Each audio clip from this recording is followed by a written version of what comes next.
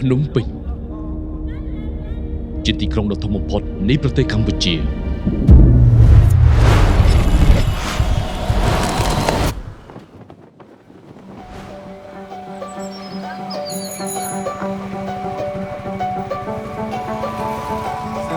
ភ្នំពេញជាទីកន្លែងដែលផ្ដល់អត្ថប្រយោជន៍ជាច្រើន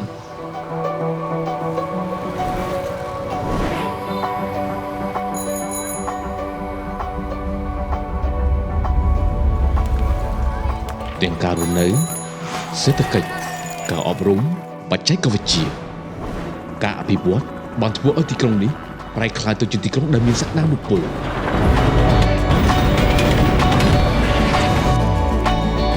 ប្រព័ន្ធអប់រំលូតលាស់ដូចជាសរសៃឈាម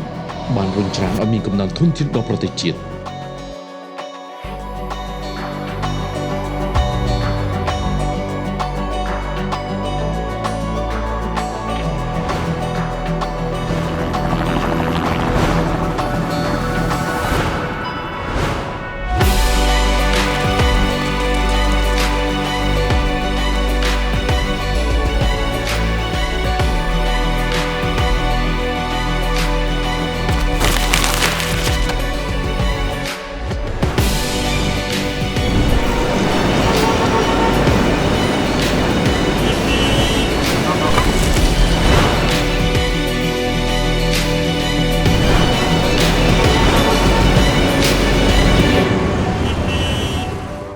ភ្នំពេញមានចំនួនប្រជាជនកើនឡើងជារៀងរាល់ឆ្នាំជាពិសេសកម្លាំងយុវជនដែលពោរពេញដោយសមត្ថភាពនិងចក្ខុវិស័យ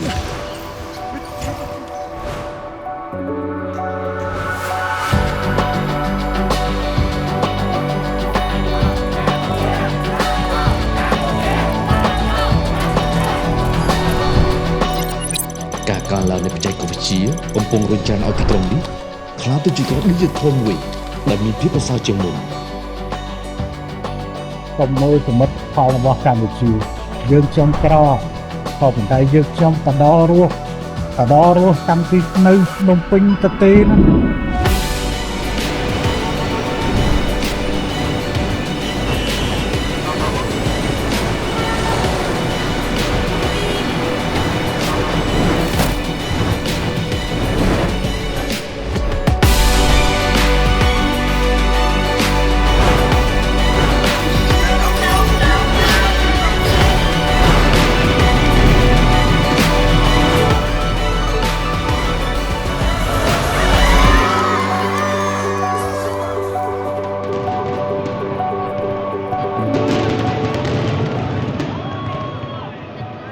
សូមស្វាគមន៍មកកាន់ភ្នំពេញរាជធានីនៃព្រះរាជាណាចក្រកម្ពុជាភ្នំពេញក្រុងល្អភ្នំពេញក្រុងល្អវាបាន